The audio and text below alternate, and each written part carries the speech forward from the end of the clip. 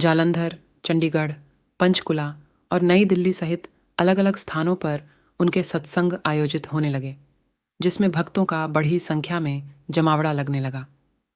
भारत समेत दुनिया के अन्य हिस्सों से भी भक्तजन उनका आशीर्वाद लेने आते थे। कहते हैं कि गुरुजी के सत्संग में परोसे जाने वाली चाय और लंगर प्रसाद पर उनकी दिव्य कृपा होती थी। भक्तों ने विभिन्न रूपों में उनकी कृपा का अनुभव किया है। गुरुजी की कृपा से असाध्य रोग ठीक हो गए और कानून से लेकर वित्तीय और भावनात्मक समस्याओं का भी समाधान होने लगा। संगत के कुछ सदस्यों का तो यहाँ तक कहना था कि गुरुजी की कृपा से उनको अपने देवी देवताओं के दिव्य दर्शन तक हुए हैं।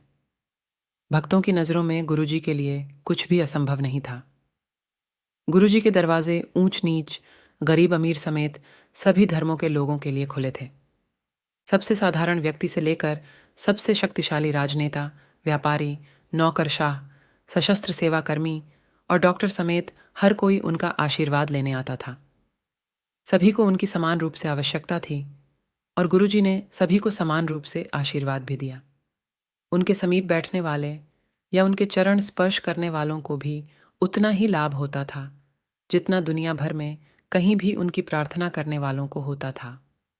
जो सबसे ज्यादा मायने रखता था वह था भक्तों का पूर्ण समर्पण और गुरुजी पर बिना शर्त विश्वास।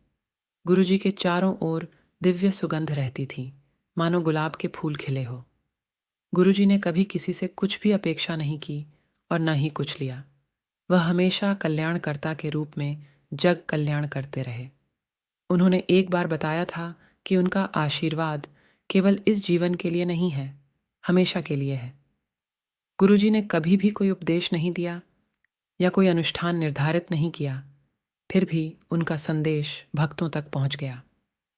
बड़े मंदिर वाले गुरुजी ने 31 मई 2007 को महासमाधि ले ली।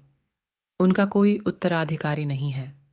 अपने जीवन काल में उनका जोर केवल इस बात पर था कि भक्त हमेशा प्रार्थना और ध्यान के माध्यम से उनके साथ सीधे जुड़ें। गुरुजी का एक मंदिर है जिसे बड़े मंदिर के नाम से जाना जाता है, जो दक्षिणी दिल्ली में स्थित है। आज जब गुरुजी अपने नश्वर रूप में नहीं हैं, तो भी उनके आशीर्वाद चमत्कार कर रहे हैं।